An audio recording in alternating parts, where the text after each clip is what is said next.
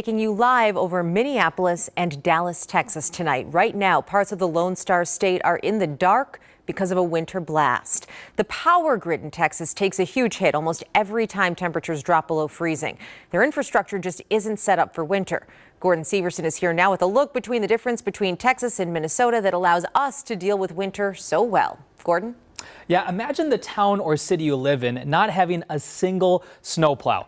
That would be unheard of here in Minnesota, but down in Texas, it's reality for many of those small towns. Not having the basic winter equipment that we take for granted because snow and ice just doesn't happen very often down there. But when it does, even a little can create big problems.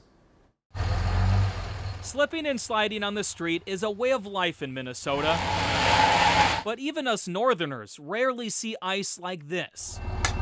This is a severe ice storm, and we would be experiencing similar problems. Eric Waggy with Hennepin County Emergency Management says the biggest problem is the ice weighing down power lines, causing outages for nearly 400,000 Texas homes this week. Then you have the mobility problem with just getting around with all that ice. May not even have any plows. I've heard of places that when they get snow, they drive around their fleet of garbage trucks to try to make ruts to get people at least able to get out on the roads. Waggy says many homes down south also aren't built for the cold, so emergency managers in Texas may be dealing with more frozen pipes and other problems. It really is a compounding situation. Dave Shanik says he and a few hundred other Red Cross volunteers here in the Midwest are on standby. He says power outages can be dangerous in winter, especially when residents aren't used to the cold, and emergency crews can't get to people. The icy road conditions are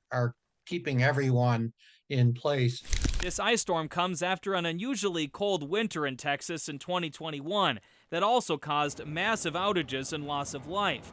Waggy says if emergency responders in Texas weren't worried about winter before, they certainly are now. It may not make sense to suddenly have a whole fleet of plows and stuff down in Dallas, but there are still things that they, could be doing, and I'm sure they're definitely thinking about those.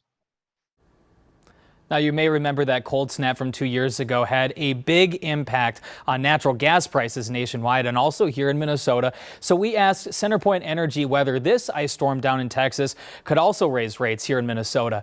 The company says at this time they're not expecting any pricing or supply issues for their customers.